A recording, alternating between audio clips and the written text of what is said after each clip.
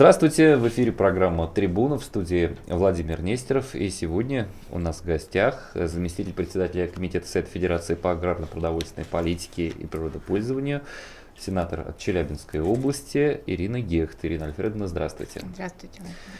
Ирина Альфредовна, Челябинская область известна как один из флагманов ядерной промышленности, атомной промышленности, так скажем, в России. И помимо, что из себя представляет атомная промышленность, конечно же, люди знают. То есть помимо добычи электроэнергии, помимо укрепления обороноспособности нашей страны и многих технологий, о которых, может быть, наши слушатели не задумываются о том, что они имеют атомные корни. Это еще, конечно, так называемая ядерная медицина.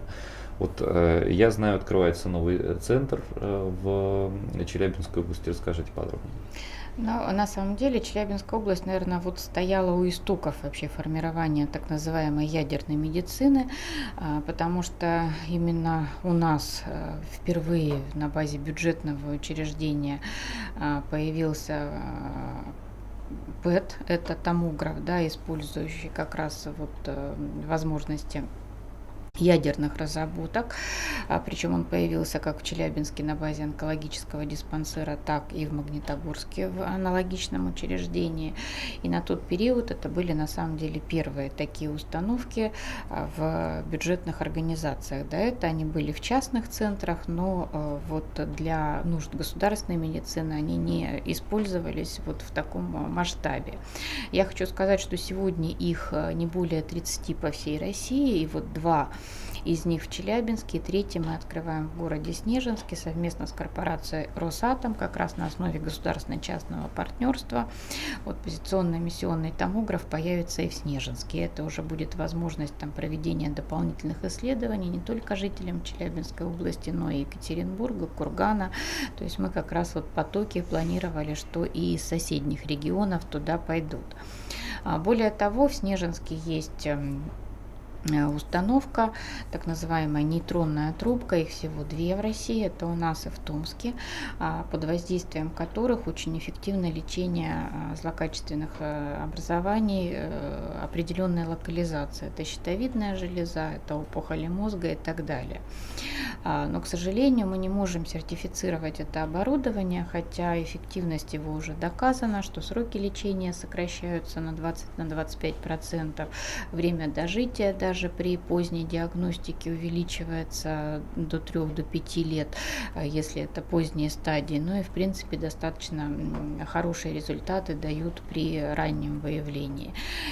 Те же самые результаты и у томских медиков, но сегодня сертификация оборудования в соответствии с российским законодательством подразумевает 3 прибора, которые расставлены в разных больницах, и анализируется их воздействие. Но надо понимать, что такая техника не может, во-первых, быть произведена в каком-то большем количестве, и, соответственно, она вообще не имеет аналогов. И мы здесь выступили с предложением, чтобы все-таки внести изменения в законодательство и оговорить особые условия для сертификации именно такого оборудования, связанного с технологиями ядерными, потому что здесь это совершенно другая история, которая не может быть распространена как на обычное оборудование. Это было первое предложение. Но и второе, в том же Снежинске существует предприятие, где производятся радиофармпрепараты, причем это изотопы суперкороткоживущие даже, которые позволяют лечить не только онкологические заболевания, но и диагностировать очень много заболеваний неврологического, кардиологического профиля. Это на самом деле уже завтрашний день медицины. И мы тоже столкнулись с проблемой лицензирования этих препаратов, и здесь она тоже процедура не аналогична лицензированию обычных лекарственных препаратов, поэтому соответствующие предложения от нас тоже поступили для того, чтобы изменить систему лицензирования именно для этой категории препаратов. Ну и третье наше предложение было, мы все-таки хотим, чтобы в области сегодня для этого все есть кадры, есть научная база, есть производство радиофармпрепаратов. Появился центр нейтронно-протонной терапии, их единицы вообще по всему миру. Это уникальные технологии, да, которые вот на базе расщепленного ядра, да, позволяют воздействовать на опухоли там, достаточно глубокой локализации, не повреждая органы, не повреждая ткани. Да, то есть это уникальные технологии. И сегодня, поскольку есть дорожная карта создания ядерной медицины в стране, мы говорим о том, что вот Челябинск готов стать таким центром ядерной медицины и начать у себя строительство на основе государственно-частного партнерства совместно с корпорацией Росатом вот такого центра ионно-протонной терапии. Это будет уникальное на самом деле учреждение.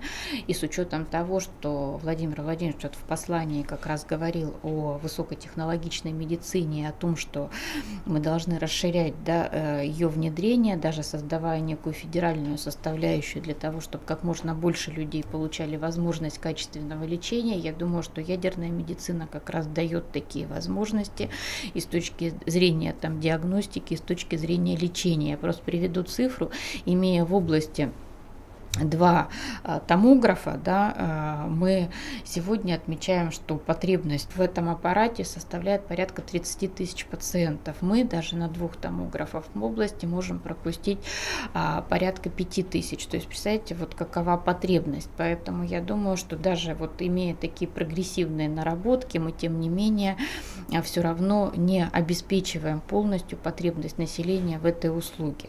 Более того, что к нам даже ездят и соседние области, потому что там нет этих установок, либо они частные, это совершенно другие расценки. Поэтому здесь вот мы попросили все-таки Совет Федерации поддержать область в намерениях по созданию вот центра ядерной медицины, ну и, соответственно, по внесению изменений в законодательство, касающееся и сертификации оборудования, и лицензирования радиофармпрепаратов.